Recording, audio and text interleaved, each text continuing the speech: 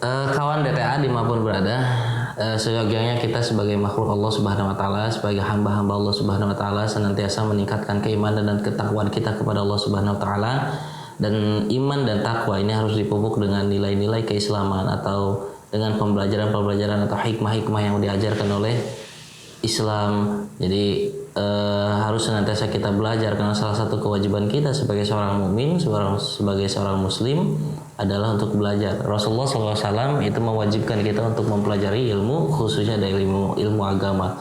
Bahkan dikatakan man arada dunya, barang siapa yang menginginkan kehidupan dunia, fa'alaihi bil ilmi, itu dengan keilmuan. Bisa mendapatkan kehidupan di dunia, keinginan di dunia itu dengan ilmu. Waman aradal akhirah pun sama. Ketika kita menginginkan kehidupan di akhirat yang baik, yang bahagia, yang diberikan tempat yang sesuai dengan keinginan kita, fa'alaihi bil ilmi, juga sama, harus diketahui, harus didapatkan semuanya itu dengan ilmu. Waman arada alaihima, ketika kita menginginkan keduanya, artinya kehidupan di dunia dan kehidupan di akhirat yang hasanah, yang baik, fa'alaihi bil ilmi, sama, keduanya harus kita dapatkan dengan ilmu. Maka kawan DTA, kita menjalankan salah satu kewajiban kita sebagai seorang mukmin, sebagai seorang muslim adalah untuk mempelajari ilmu. Ada satu kisah yang akan saya sampaikan pada kesempatan kali ini. Mudah-mudahan apa yang disampaikan pada kesempatan kali ini bisa menjadi keilmuan untuk kita, untuk meningkatkan ketakwaan serta keimanan kita kepada Allah Subhanahu wa taala. Di dalam hadis riwayat Ahmad, an Abi Dzarin anna Nabiy sallallahu alaihi wasallam qala lahu, dari Abi Dzar bahwasanya Rasulullah sallallahu alaihi wasallam berkata kepadanya Abi Dzar Al-Ghifari, ittaqillaha haitsu ma kunta wa atbi'is sayyi'atal hasanata tamhuha wa khaliqin nasa bi khuluqin hasan. Jadi ada 3 poin yang Rasulullah sallallahu alaihi wasallam sampaikan kepada Abi Dzar Al-Ghifari. Meskipun perkataan tersebut disampaikan kepada Abi Dzar Al-Ghifari, tapi ini memiliki makna sebagai seakan-akan Rasulullah ingin mengajarkan kepada seluruh para sahabatnya, bahkan kita hari ini di umatnya di akhir zaman, untuk mengambil poin penting dari apa yang disampaikan oleh Rasulullah SAW kepada Abi Dzar Al-Ghifari. Yang pertama, ittaqillaha haitsu ma kunta, bertakwalah kepada Allah Subhanahu wa taala dimanapun kalian berada. Nah, dimanapun kalian berada, kalian senantiasa bertakwa kepada Allah sebagaimana para sahabat terdahulu yang bertakwa kepada Allah. Ittaqillaha haitsu ma kunta, bertakwalah, takutlah kepada Allah Subhanahu wa taala dimanapun kita berada. Ada dua pengertian yang mungkin bisa kita definisikan mengenai kalimat haitsu ma kunta, secara hakiki dan secara majazi.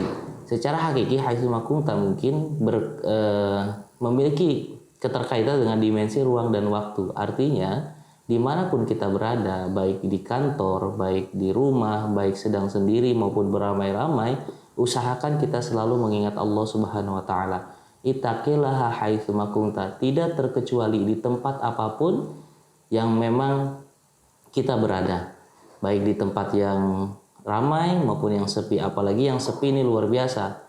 Bahkan sahabat Ali bin Abi Thalib itu menyarankan kepada para pemuda, kepada para kaum muslimah gitu ya, kepada kaum mukmin mukminat untuk tidak sering-sering menyendiri, karena ketika sendiri itu masya Allah godaan setan itu loh semakin dekat dengan kita. Berbeda ketika kita dengan beramai, apalagi bersamai orang-orang yang soleh. Insya Allah kita akan terjaga diri kita dalam ketakwaan kepada Allah Subhanahu wa taala.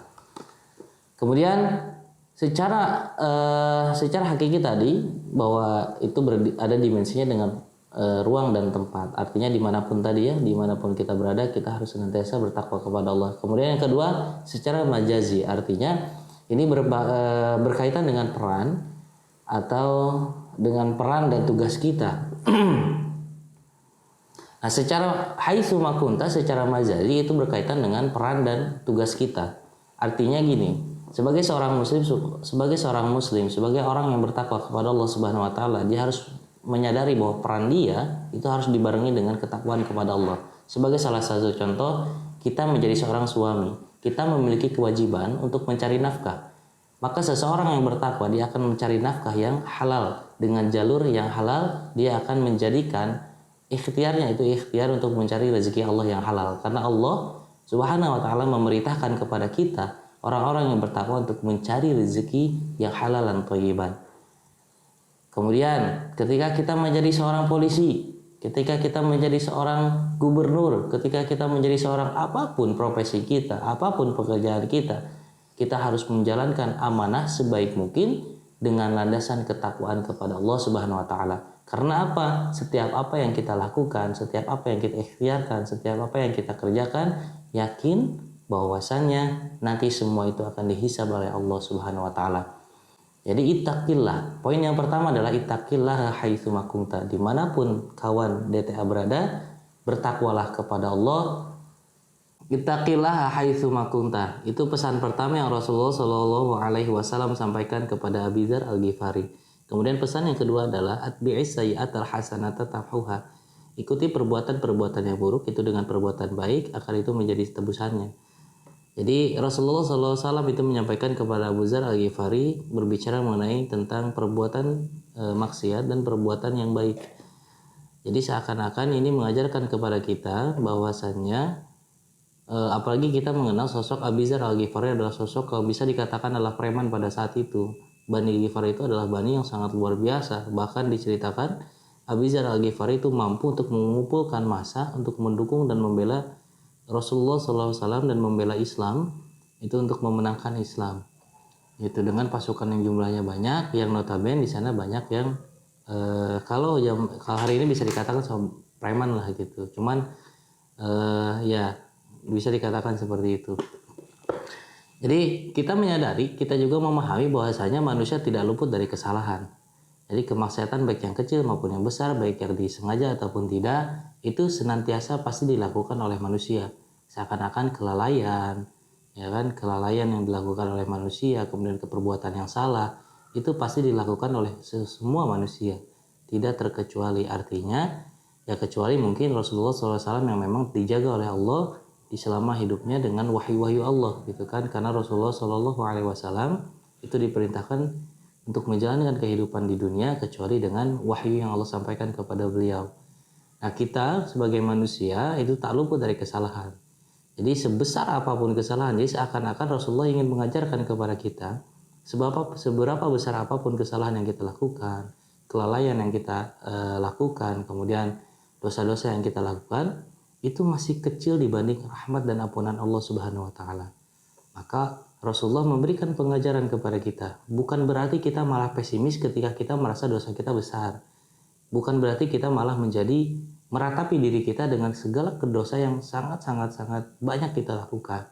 Atau seakan-akan kita punya persepsi sehingga dengan banyaknya dosa kita Allah tidak akan mengampuni. Padahal di sini Allah menegaskan itunya, dan Rasulullah menyampaikan pengajaran bahwasanya Allah itu maha luas ampunannya, maha luas rahmatnya.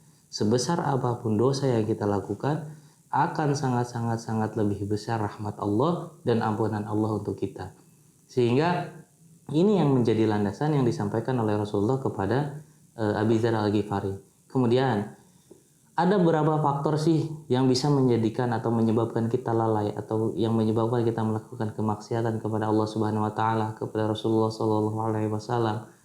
Itu setidaknya ada dua hal yang mungkin ini menjadi hal yang bisa menjadikan kita lalai, menjadikan diri kita melakukan maksiat kepada Allah Subhanahu wa taala. Yang pertama, itu karena kita tidak memiliki azam yang kuat untuk tidak melakukan kemaksiatan.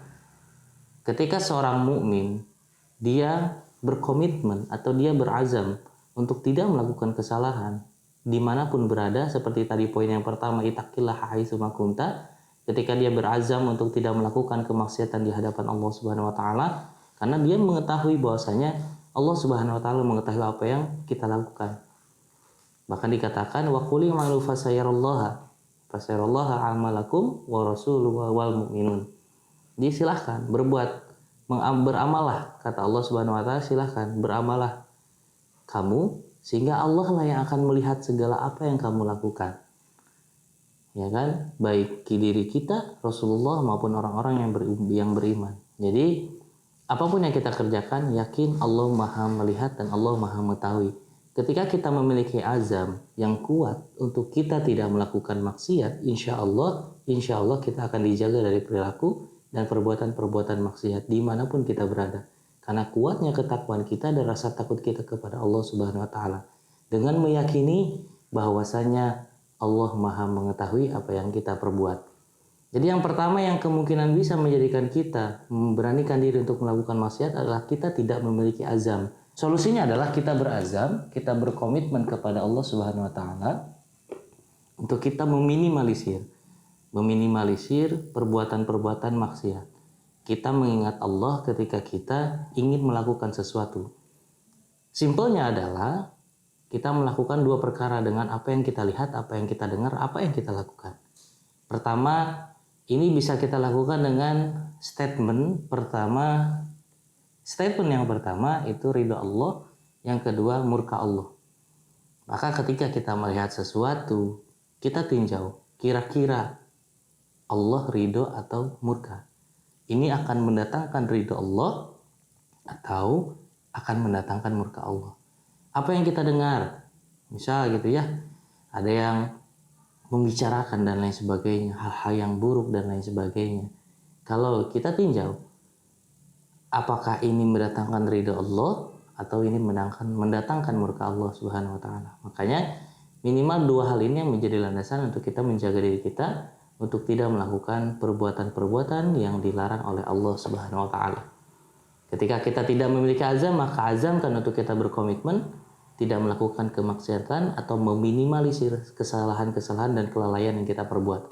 Kemudian faktor kedua yang membuat kita melakukan maksiat adalah su'u bijahalah, yaitu kita memiliki rasa atau ini perasaan-perasaan karena ketidaktahuan atau kejahiliahan.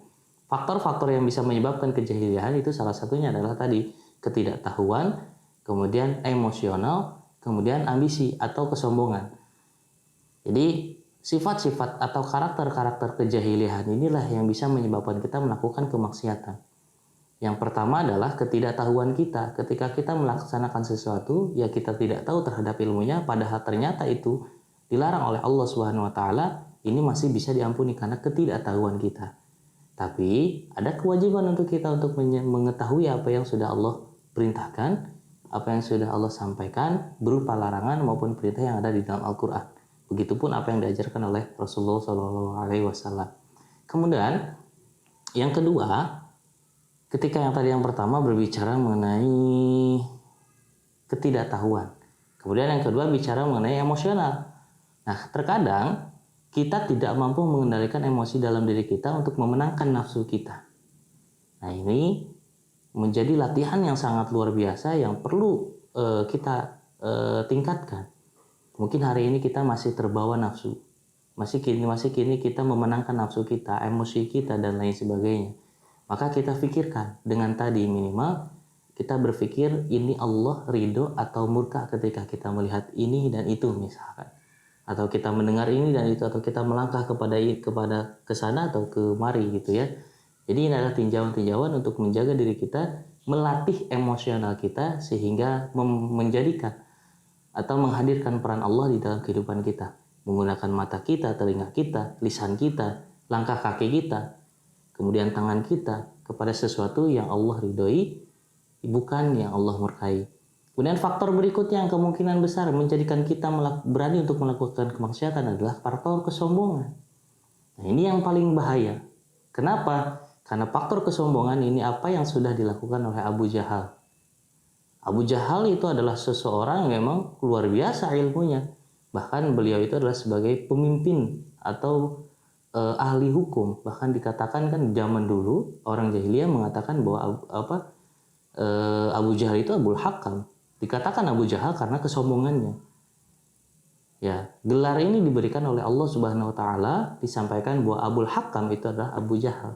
Kenapa dikatakan Abu Jahal? Kenapa dikatakan bapaknya orang yang bodoh? Karena Abu Jahal memiliki kesombongan yang sangat luar biasa.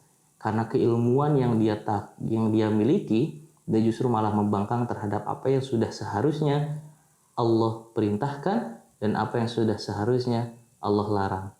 Jadi Abu Jahal tidak menjalankan apa yang sudah Allah perintahkan, dan tetap melakukan apa yang sudah Allah larang. Nauzubillah summa nauzubillah. Maka atbi'is sayyi'atal hasanata tamhuha. Ketika kita melakukan kesalahan, kita jangan risau, perbaiki itu dengan sebuah kebaikan. Dan jangan putus berharap kepada Allah Subhanahu wa taala untuk senantiasa diberikan keistiqomahan, ketaatan, ketakwaan hanya kepada Allah Subhanahu wa taala. Yakin dan insya Allah Allah akan memberikan jalan, memberikan petunjuk kepada kita agar senantiasa kita menjadi hamba-hamba yang bertakwa. Ini pesan yang kedua. Kemudian pesan yang ketiga, wa khaliqin nasa bi khuluqin hasan. Kemudian dan berakhlaklah atau berperilakulah kepada manusia dengan perilaku yang baik. Berlakulah kepada manusia siapapun itu, tidak memandang suku, tidak memandang agama, tidak memandang ras, tidak memandang adat, siapapun itu, maka berlakulah baik atau berakhlakul karimah. Ya, berkelakuan baik kepada siapapun. Ya, tadi dikatakan tidak memandang apapun ya, tidak memandangkan unsur syarat. Apalagi hari ini, Masya Allah, kita hari ini berada di dalam zaman di mana fitnah-fitnah itu muncul untuk memecah belah. Jadi kita bentengi diri kita dengan akhlak yang hasan, dengan akhlak yang baik. Kita menanggapi sesuatu dengan baik dan kita kembalikan kepada Allah Subhanahu wa taala baik dan benarnya. Itu benar atau salahnya. Nah, kenapa wa khaliqin nasa bi khuluqin hasan? Karena ini bisa menjadi salah satu wasilah Allah menurunkan rahmatnya kepada kita. Allah Subhanahu wa taala berfirman, "Inna khalaqnakum min dzakari wa untha wa ja'alnakum syu'uban wa qabaila lita'arafu. Inna akramakum 'indallahi atqakum." Jadi sesungguhnya Allah Subhanahu wa taala itu menciptakan dari laki-laki dan perempuan. Artinya di mana Allah menciptakan laki-laki perempuan itu dari bangsa dan suku-suku yang berbeda-beda. Untuk apa? Untuk saling mengenal satu sama lain. Untuk sama-sama meningkatkan ketakwaannya kepada Allah Subhanahu wa taala. Karena kalau kita mengenal diri, lebih dalam untuk mengenal diri kita, maka tidak akan ada yang abadi kecuali ibadah kita, ketakwaan kita, amal baik kita, amal soleh kita itu akan abadi, yang nanti akan kita sampaikan, yang nanti akan kita tunjukkan, yang nanti akan kita setorkan kepada Allah Subhanahu wa taala atas segala apa yang kita lakukan di dunia. Gitu. Jadi sesungguhnya inna akramakum 'indallahi atqakum. Yang paling mulia di sisi Allah adalah orang-orang yang bertakwa. Nah, kawan DTA, itulah 3 pesan tadi. Ingat, pesan ini bisa sampai kepada kita ketika kita mampu memahami, mencermati, dan kita belajar sedikit demi sedikit untuk mengamalkan. Doakan supaya saya dan kawan DTA semua saya doakan untuk menjadi hamba Allah yang senantiasa istiqomah di jalan Allah Subhanahu wa taala. Semoga kita diberikan rahmat, maghfirah dan ridhonya sehingga kita ketika kembali kelak berhadapan dengan Allah Subhanahu wa taala itu bisa dipertemukan dengan Allah Subhanahu wa taala. Jadi ingat, pertama, ittaqillaha haitsu ma kunta, bertakwalah kamu dimanapun kamu berada. Kemudian wa atbi'is sayyi'atal hasanata tamhuha, iringi suatu keburukan dengan kebaikan, tapi bukan berarti keburukan itu istiqomah. Justru yang diistiqomahkan adalah hasannya, kebaikannya. Sehingga semakin sering kita melakukan kebaikan, maka terkikislah keburukan-keburukan yang kita lakukan sehingga sampai hilang keburukan yang kita lakukan. Masya Allah. Kemudian yang ketiga tadi, wa khaliqin nasa bi khuluqin hasan, dan berperilakulah kepada seluruh manusia tidak terkecuali bi khuluqin hasan, dengan akhlak yang baik sebagaimana akhlak yang pernah Rasulullah contohkan kepada kita. Insyaallah kawan DTA, mudah-mudahan apa yang kita sampaikan ini bermanfaat untuk menjadikan pembelajaran untuk kita terus meningkatkan ketakwaan keimanan kita kepada Allah Subhanahu wa taala. Terima kasih banyak. Mohon maaf apabila ada kurangnya. Hadanallahu wa iyyakum ajmain. Assalamualaikum warahmatullahi wabarakatuh.